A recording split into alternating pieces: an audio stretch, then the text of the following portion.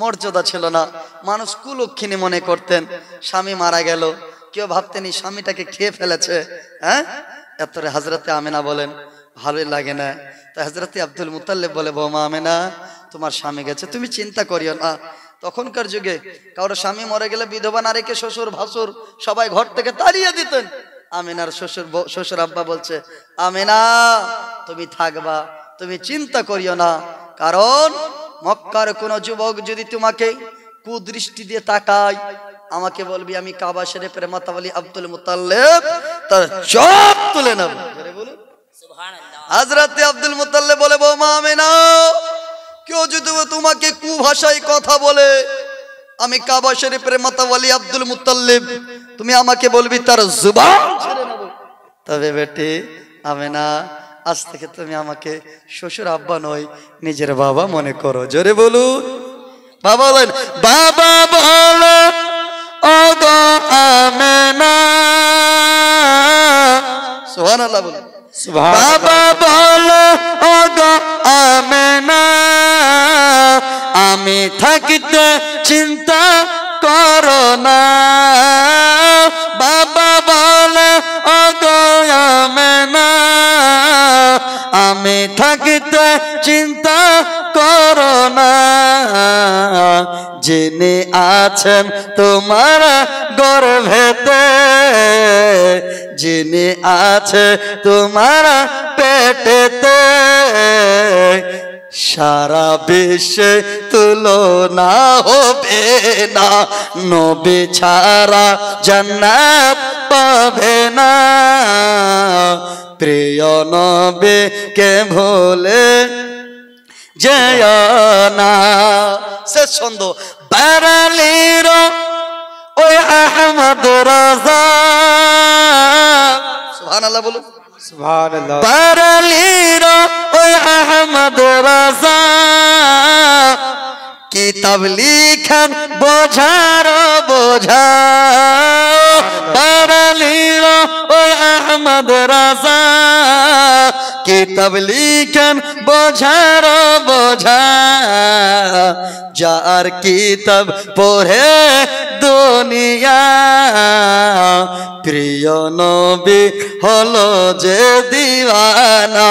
নবী ছাড়া জান্নাত পাবে না। প্রিয় নবীকে ভুলে যেও না।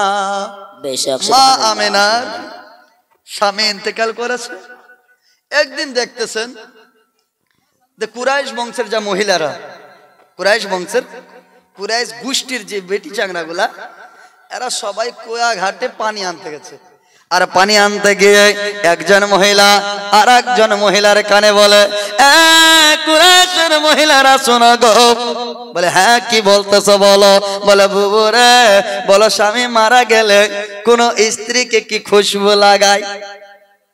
স্বামী মারা গেলে বিধবা নারী 4 মাস 10 দিন শোক পালন করবে। তো এতক্ষণে দেখতেছেন হযরতে আমেনার নিয়ে আলোচনা হচ্ছে।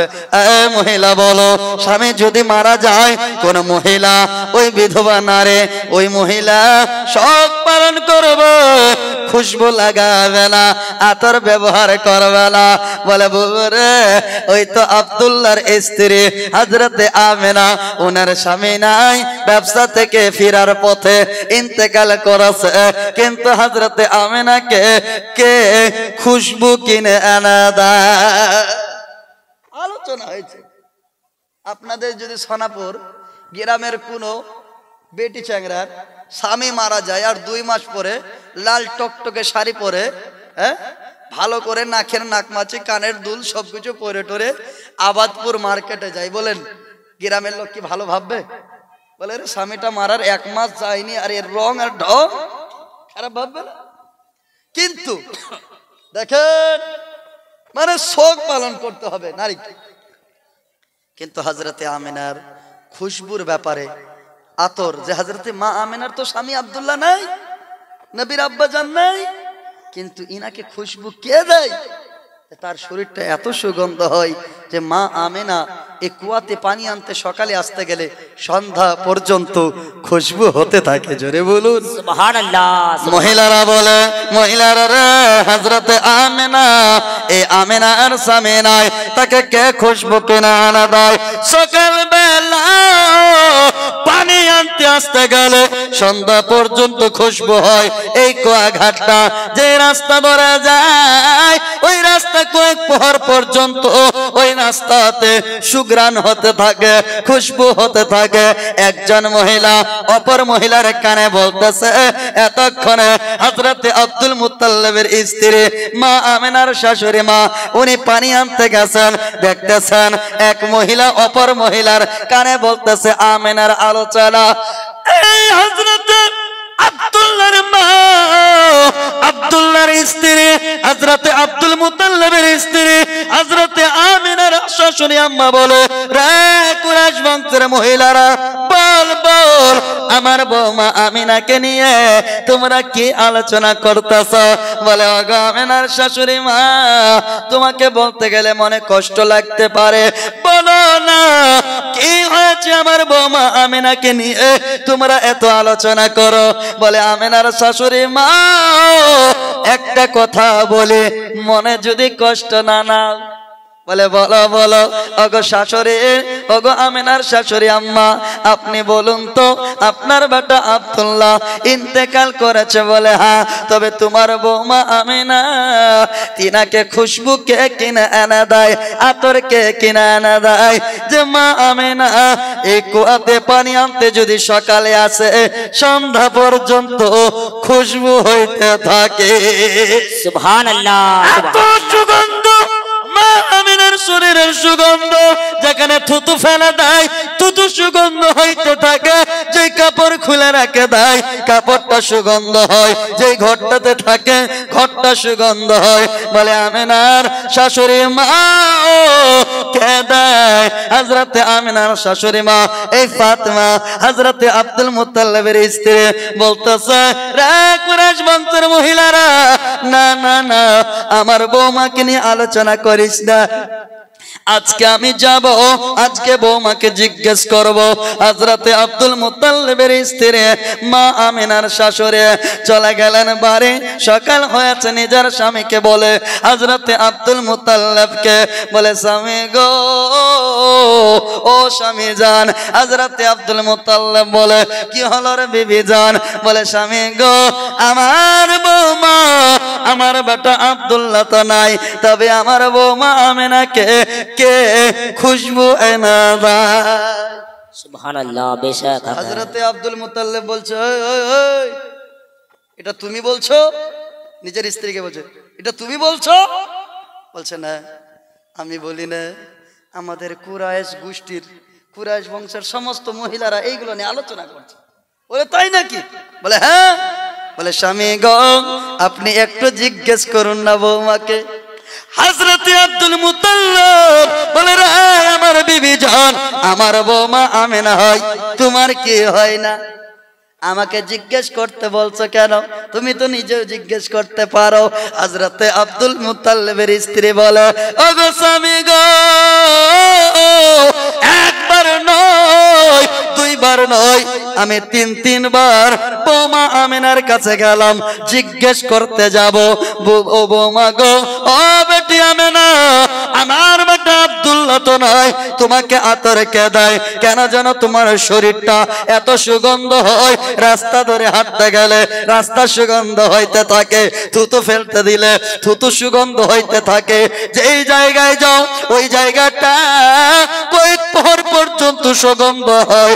আমি যখন বৌমা আমিনাকে জিজ্ঞেস করতে যাব, আমি জিজ্ঞেস করতে যেতে না যেতে কে যেন এই আব্দুল্লাহর মা ফাতেমার মুখখানা বন্ধ করে দেয়। সুবহানাল্লাহ। সুবহানাল্লাহ। কেন যেন আমার মুখখানা বন্ধ হয়ে যায়, আমি জিজ্ঞেস করতে পারি না। স্বামী, একবার আপনি জিজ্ঞেস করুন না, আপনি একবার জিজ্ঞেস করুন না। ঠিক আছে, এখন চুপ থাকো, দুপুর বেলার খাবার খাবো, খাবার শেষে আমি বৌমা আমিনাকে ডাকবো। দুপুরে হযরতে আব্দুল মুত্তালিব খাচ্ছেন, সেটা ডাকছেন, আমিনা, ও বেটি আমিনা। জি আব্বা, জি আব্বা। বলে, বেটি এখানে এসো। আম্মা একটা কথা বলবো মা? বলে জি আব্বা বলুন বলুন। বলে তুমি যদি মনে কষ্ট না নাও জিজ্ঞেস করতে পারি? বলে হ্যাঁ। বেটি তুমি খুশবু লাগাও, কে দেয় বেটি? হযরতে আমেনা বলে আব্বা আপনি দিয়েছেন।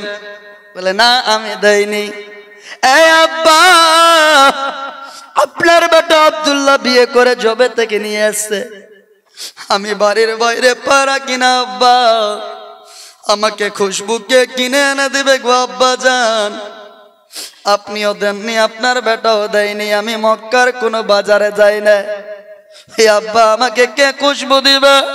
আব্বা জান আমি কোনো খুশবু ব্যবহার করি না, আমি কোনো আতর লাগাইনি, আমি কোনো খুশবু সুগন্ধি লাগাইনি। আব্বা গো কেন যেন আমার শরীরটা সুগন্ধ হইতে থাকে। সুবহানাল্লাহ। বৌমা আমিনা কেমন কথা বলো রে? বলে হ্যাঁ হ্যাঁ আব্বা জান আমার শরীরটা কেন যেন সুগন্ধ হয় আমি বুঝি না, তবে বেটি আমেনা বুঝতে পেরেছে। বলে আব্বা গো তাই শুধু নয় আমি কোনো আতর ব্যবহার করি না, তারপরেও আমার শরীরটা সুগন্ধ হয়। আমি নিজেও অবাক, রাস্তা ধরে হাঁটে তাও দেখতেছে সুগন্ধ, থুতু ফেলে দিলে থুতু সুগন্ধ, যেই ঘরটাতে থাকে ঘরটা খুশবু হয়ে থাকে, যেই রাস্তা ধরে হাঁটে রাস্তা খুশবু হয়ে থাকে। আব্বা গো আমাকে কখনো ভয় ভয় মনে হয়। হযরতে আব্দুল মুত্তালিব বলে বৌমা আমেনা কিসের ভয় লাগে রে বেটি? বলে আব্বা গো আপনার বেটাকে যখন বিয়ে করে আমাকে নিয়ে আসলো, কয়েক মাস পর দেখলাম আপনার বেটা যখন বাণিজ্যের দিকে গেল মুলকে শাম দেশে, আমি দেখলাম গভীর রাত্রিতে কে যেন একজন সাদা চেহারাওয়ালা সাদা পোশাকওয়ালা আমার ঘরে আছে। বলে আমেনা ও হযরতে আমেনা।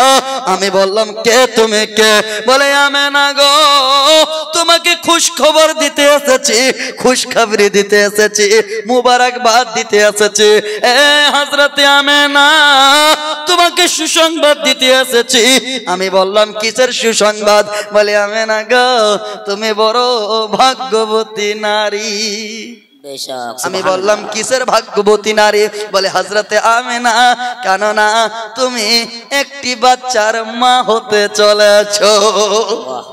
বলেন তো আপনাদের সোনাপুর গ্রামের কোন বেটি চ্যাংড়ার বিয়া হলো, আর বিয়ে হয়ে যাওয়ার 2-4 মাস পর এই দাদু গিয়ে যদি বলে হ্যাঁ পতি তুই বড় খুশ নসিব আলী বেটি চ্যাংড়া। বলে কেন? বলে তোর পেটে তো একটা বাচ্চা আছে। হ্যাঁ পাগলা বুড়া, তুই কি আমাকে পাগলি দিয়ে গেছিস? আরে আমার পেটে বাচ্চা আগে তো আমি খবর পাবো। হ্যাঁ আমার পেটে বাচ্চা আমি জানলাম না, তুমি আমাকে সংবাদ দিতে এসছো? বলেন কি ভাববে? হযরতে আমেনাকে বলে আমেনা তোমাকে সুসংবাদ দিতে আসছি। বলে আমার পেটে বাচ্চা তুই কি করে জানলি? সুবহানাল্লাহ তুমি কি করে জানলে? বলে আমেনা আমি নিজে আসি না, আমাকে সুসংবাদ দেওয়ার জন্য আমার স্রষ্টা আমার প্রভু আল্লাহ পাঠিয়েছে। বলে কে তুমি কে? বলে আমি হচ্ছি হযরতে আদম আলাইহিস সালাম। সুবহানাল্লাহ।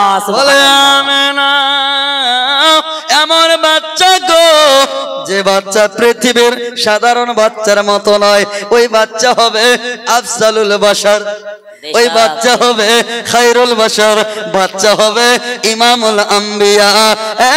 আমেনা তুমি বিশ্ব নবীর মা হতে চলেছো। সুবহানাল্লাহ সুবহানাল্লাহ। বেশক হযরতে আমেনা শ্বশুর আব্বা হযরতে আব্দুল মুত্তালিবকে বলে বাবা গো